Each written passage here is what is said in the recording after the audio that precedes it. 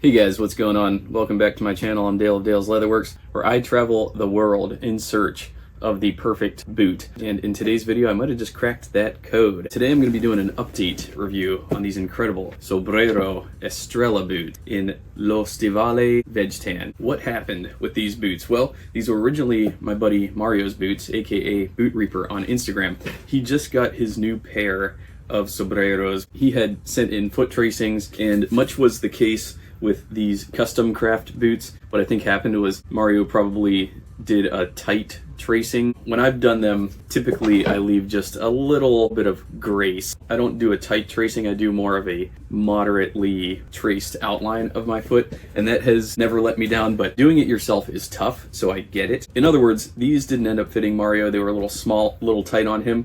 So he sent them to me, gifted them to me. Super huge thanks to him for that. He's been an immense contribution to my channel. So I decided to give these babies the wear and the love that they deserve. And in doing so, I've been wearing them pretty consistently over the last 6 months. Let's see, I last reviewed these boots in December 2024. So I've been wearing them, it's now May. I've been wearing them for about 6 months now. And just look at this incredible patina. One thing to note about this leather is this was originally a natural vegetable tanned leather from Conceria Lo Stivale. Lo Stivale in Italian, funnily enough, means the boots.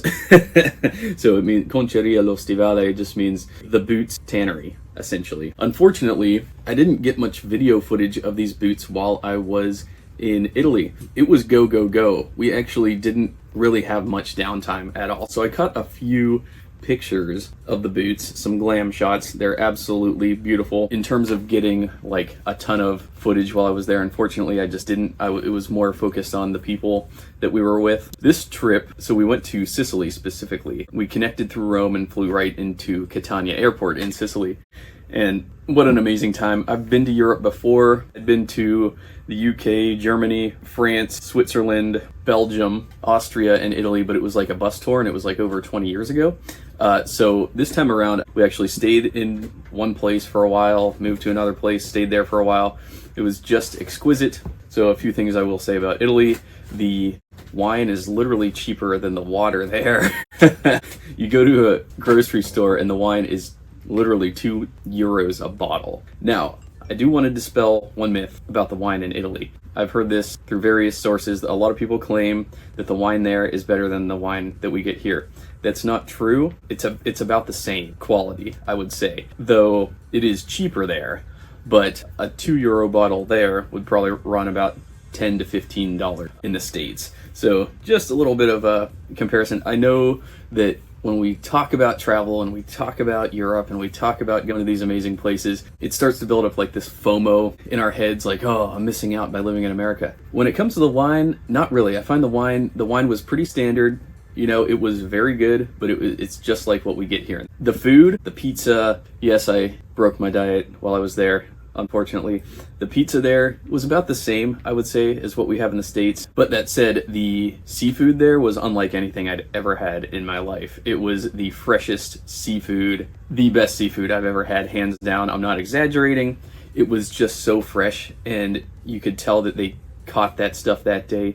I haven't even had seafood that good in California, where it's fresh caught. The Italians just have a multi-generational heritage of going out into the ocean, fetching these amazing fish. Pesce di spada, which is swordfish. We had a lot of that there. Bronzino had a lot of that there. That was otherworldly. We got to tour a farm. That was really cool. What was probably most noteworthy was I had never traveled the way that I traveled this time. Normally when we travel, we fly into a place, we rent a car, we use All Trails to look up cool hiking trails, and we'll use Yelp to find like good restaurants and stuff.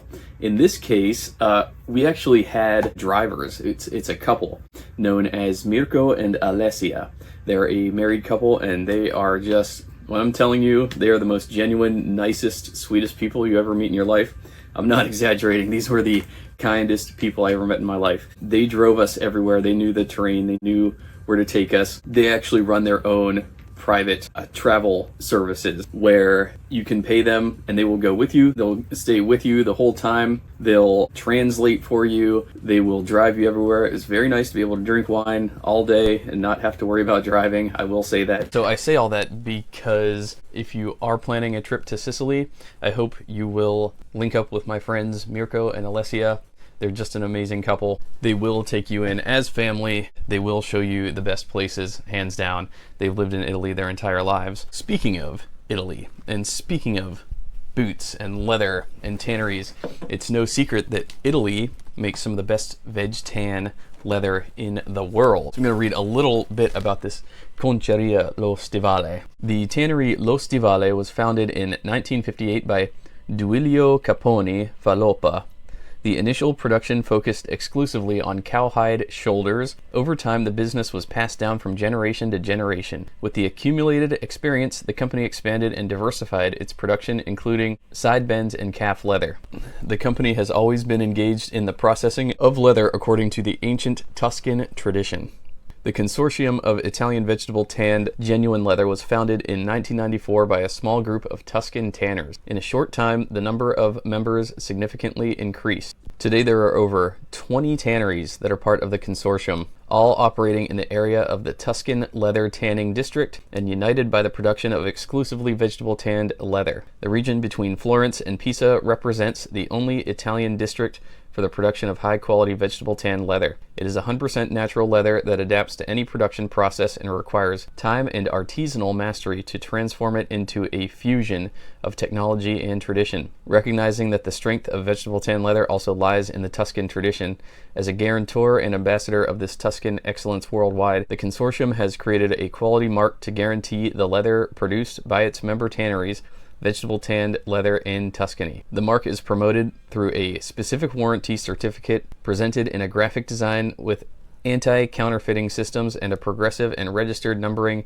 that allows for traceability of both the tannery supplying the leather and the manufacture of the product. The naming was conceived by Olivero Toscani, who also designed the logo. The name was chosen to emphasize Tuscany and the peculiarities of its territory. The term vegetable was used to evoke the local artisanal tradition and characterize the production process. The image of the handprint recalls the craftsmanship of the product. And the image, pelle conciata al vegetale in Toscana, means a leather tanned in the vegetable fashion in Tuscany. This is according to pellealvegetale.it, that means vegetable tanned leather. Conceria Lo Stivale was born as a vegetable tannery, and its traditions have been handed down from father to son until today. The tannery is distinguished by the method of fattening the hides, which is done now the same as 40 years ago, in tallow barrels using animal fats and fish oils. The cowhide is still produced today, a leather suitable for footwear whose fattening, made on the basis of luster, together with oils, jellies, and animal waxes, is today then spread by hand. In addition to the modern machinery that the current era imposes, Lo Stivale remains faithful to some machines or tools that bring to mind the long-lived connoisseurs of the sector, those first years of the beginning of the boom in the tanning industry, when manual labor and rudimentary tools were the real strength. How it happened was my buddy David at Sobreiro Boots came across this leather, and like I said, it was originally a natural leather, and he hand dyed it. I'm not sure which dyeing agents he used, but these started out as a nice, beautiful burgundy color, and as you can see in areas of wear and stress points, they have lightened up considerably, forming almost a T-core effect, but it's not really T-core. It's more of a fading effect, I would describe it as. He would have just done the surface of the leather, in other words, the outer surface, because when I look on the inside, what I'm seeing is the reverse side is natural. You can see it on the tongue as well. So he just did the surface, stained the surface. That yielded an amazing patina effect, specifically on the tongue. I just love looking at the tongue.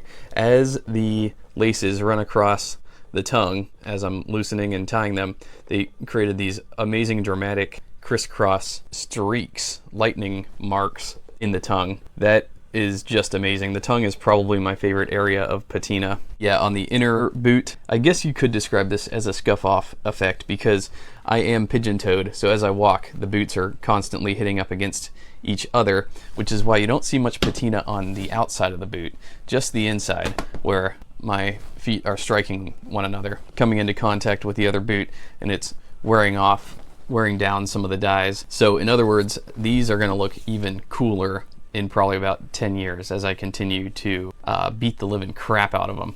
So the shape of the last is really, I think, perfect. Same way these custom craft were a perfect fit, so are these. They're very wide. I believe this last is based off of like a Munson type last.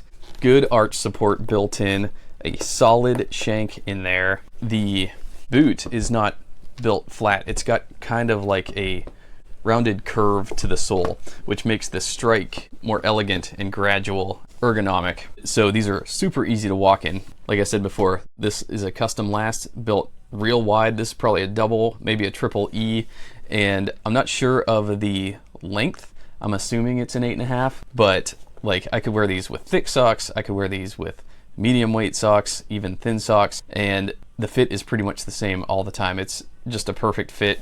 I don't have to fret over socks with these. This wide toe box gives my foot ample room to breathe, and I could walk in these all day long, absolutely no problem. Every time I wear these, I put a good 20,000 steps on them. I've probably worn them, let's see, once a week for the past 6 months, so that's probably a good 25 times. So 25 times 20,000, I suck at math. So I don't know what that would come out to, but I'll put it at the bottom of the screen. And yeah, the shape of these is just beautiful. It's unlike any other boot I have. Nice curvaceousness to the throat, nice rounded off top, as opposed to most boots just have like sort of a flat top, like the Earth. This has more of a rounded top. And then one thing I wanted to mention was on the inside, David, I actually had a boot talk with him months ago, so you could go check that out if you're interested. But he explained to me that while he was living in Canada, his operation, he called it Buck Atelier. And on the inside of the boot, it's embossed Buck and Sobreiro underneath it. Mario requested that as a personalization, but I noticed that the logo for Buck is actually this. This is my C.S. Osborne & Co. leather hole puncher, and the logo for Buck Atelier is basically the top of these 3 punches. So I just drew that connection while I was looking on the inside of these. I didn't realize that's what that symbolized, but basically the way it works is you take a piece of leather and you simply squeeze it, and it punches a nice little hole. So then you can drive rivets through it. Absolutely ingenious little contraption. A lot of Italian guys I know actually just have these laying around in their houses so that they could adjust their belts themselves, add holes to them. I don't normally talk about my language fascination on this channel. I did take a semester of Italian in college, intermediate Italian. The teacher actually let me sign up for the intermediate because I basically knew Spanish at the time. And I'm like, look, we could start with the numbers 1 through 10 or whatever, and the colors and the basic grammar, but I already know all that stuff. I'm like, could I just join your class? She's like, sure. And it didn't take me long to catch up, but that was textbook Italian. So I learned a fair amount of textbook Italian, I'll say. Going to Sicily, the dialect there was pretty different. Ciao a tutti ragazzi, ci aspettiamo a Taormina. Guardate che mega paesaggio che abbiamo qui. Facciamo vedere il paesaggio. È bellissima. Guarda. Mirko. Descrive che vedi. Sì, guardate, vi faccio vedere un po'. Così aperto. Wow, così aperto. Il nostro deal non vuole ritornare più a casa, vuole rimanere qui in Italia, a Taormina. Rimane qui. Il suo italiano ormai è migliorato di gran lungo, parla benissimo italiano. Parlo benissimo inglese. Vero ragazzi, è da 3 giorni che siamo in Italia, ma il suo italiano è veramente migliorato. Ha migliorato un po' dopo di arrivare. Ma... Assurdo! Vi salutiamo, un abbraccio a tutti. Wow. Ci vediamo presto, veniteci a trovare in Sicilia. In Sicilia, yes, altra volta. High five. Marco, high five. Ah! Mio nuovo fratello qui. Fratello siciliano, white, black. Yes, white. quasi black. Moreno.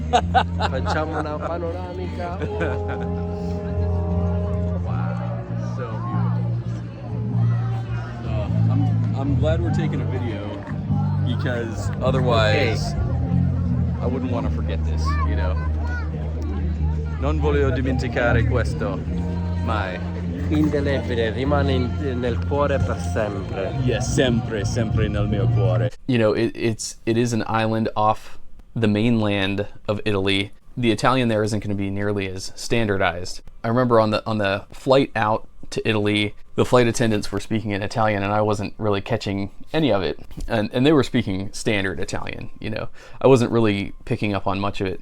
But then I'd say after about 3 days in Sicily and plenty of red wine, after about 3 days, I got my ears tuned to the Sicilian and I was able to just start having full-on conversations. You know, they say if you want to learn a language, you just got to go there. And, you know, with the help of YouTube, with the help of the internet, I think you could do a lot of language learning on your own. But it's true, when you're thrown into a situation where nobody around you speaks a word of English, you do adapt really quickly. By day 3, I was having full-on conversations with these people, and they were just the warmest, nicest people. In fact, Mirko has his own TikTok with his uncle. Well, he's my uncle now too. They make basically funny Italian videos on TikTok, so I went and followed them. I'll leave a link to that in the description below as well. Super funny guy, hilarious. The people, like I'm telling you, they're some of the warmest people you'll ever meet in your life.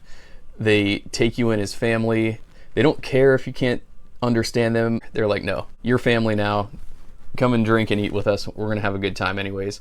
Most communication, I think, is done non-verbally. I can't wait to go back. In fact, I feel like Sicily is probably a good option for retirement. Your dollar goes a long way there.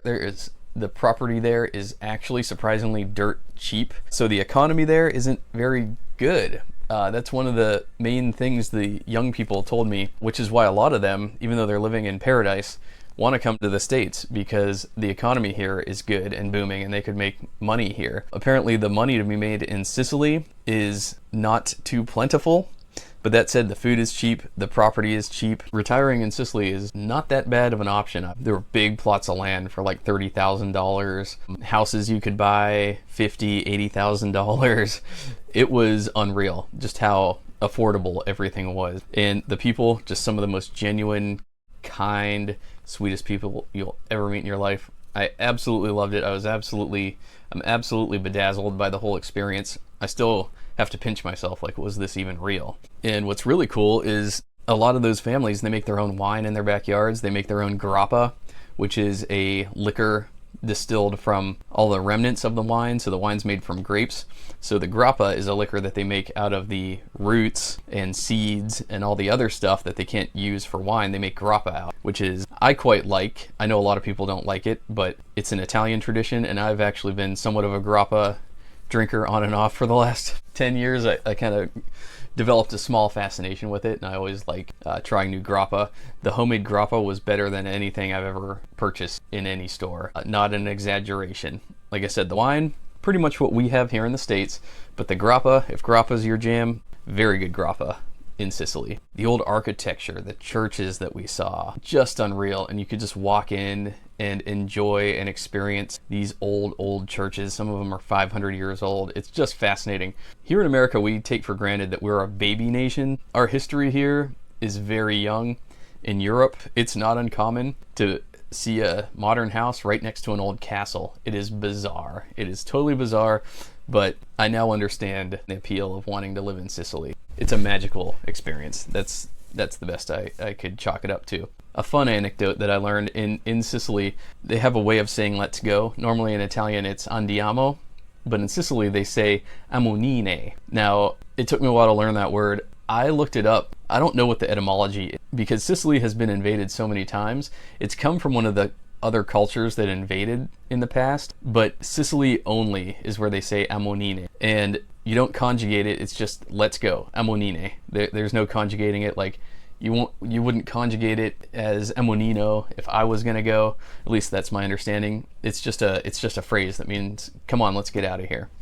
Ammonine. A cool little Sicilian colloquial word used there. Allora, that's gonna do it for now. I hope you guys enjoyed this video. I'm going to try to include as much footage as I possibly can from the trip. Again, if you're going to Sicily, I will leave links to Mirko and Alessia's contacts below. They will take you in as family when you go. They're super excited to have you and show you their culture and show you their world.